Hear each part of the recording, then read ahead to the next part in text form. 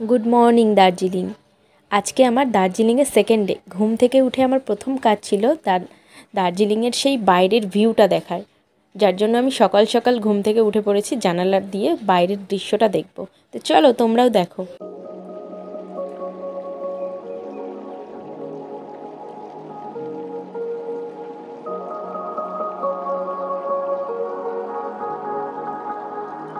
পাহাড়ের সৌন্দর্যের সঙ্গে যে কোনো কিছুর সৌন্দর্যের তুলনা হয় না তার দৃষ্টান্ত নমুনা দেখো তোমরা।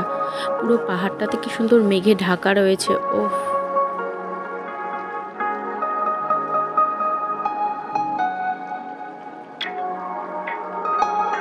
সকাল সকাল ব্রাশ করা হয়ে গেছে, এখন চাও চলে এসেছে। এরপর রেডি হয়ে আমরা বেরোবো হচ্ছে সাইট সিনগুলো দেখতে।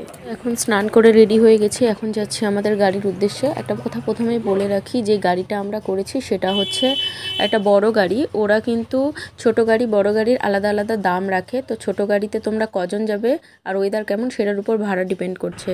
তো আমাদের যেই গাড়িটা ছিল সেই গাড়িটা কিন্তু আমাদের 3 জনকে নিয়ে গেছিলো 2500 টাকায়। 7টা পয়েন্ট দেখিয়েছিল, তার মধ্যে প্রথম ছিল জুওলজিক্যাল পার্ক, সেকেন্ড ছিল আমাদের পিস পাগোডা, 3 নম্বরে ছিল বাতাসিয়া লুপ, 4 নম্বরে রক গার্ডেন, 5 নম্বরে তেনজিং রক, 6 নম্বরে ঘুম মনস্টে এবং 7 নম্বরে টি গার্ডেন। তো টি গার্ডেনে যাওয়ার সময় আমার ফোনে চার্জ ছিল না, সেই কারণে আমি ভিডিওটার ক্লিপ নিতে পারিনি।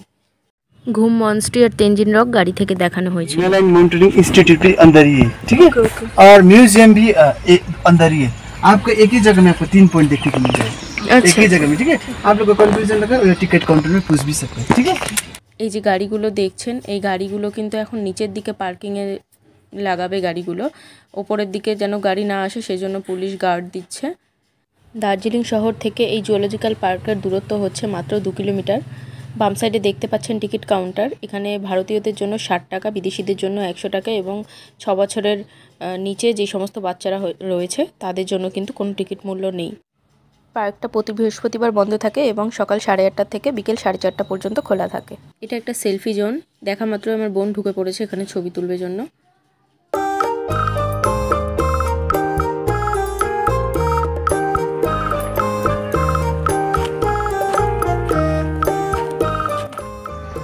এই সেই ভারতীয় জাতীয় পশু রয়্যাল বেঙ্গল টাইগার।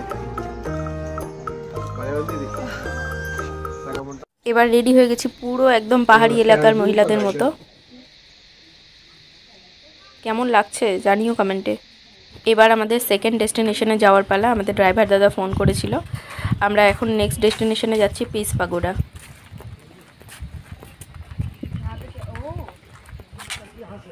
পৌঁছে গেছি আমরা পিস পাগোডায়। প্রথমেই বলে রাখি এটা একটা জাপানিজ টেম্পল, বৌদ্ধ স্তূপ।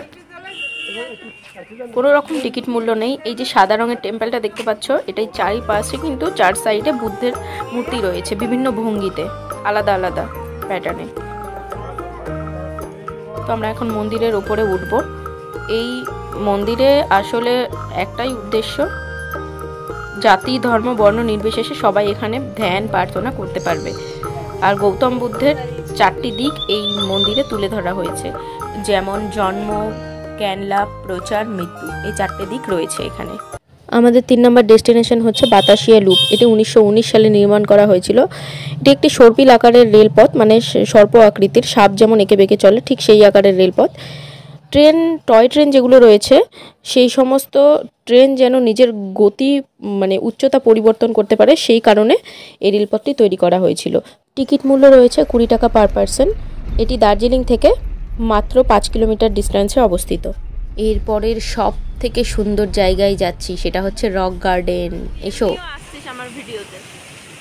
পাহাড়ের ধাপ কেটে কেটে এই গার্ডেনটি তৈরি হয়েছে, অসাধারণ প্রাকৃতিক সৌন্দর্যে ভরা। এখানে অসংখ্য জলপ্রপাত, ঝর্ণা, পুকুর, বিভিন্ন কিছু রয়েছে দেখার মতো। আর রক গার্ডেন কিন্তু খোলার টাইম সকাল 8টা থেকে বিকেল 5টা পর্যন্ত। টিকিট মূল্য রয়েছে 20 টাকা পার পারসন।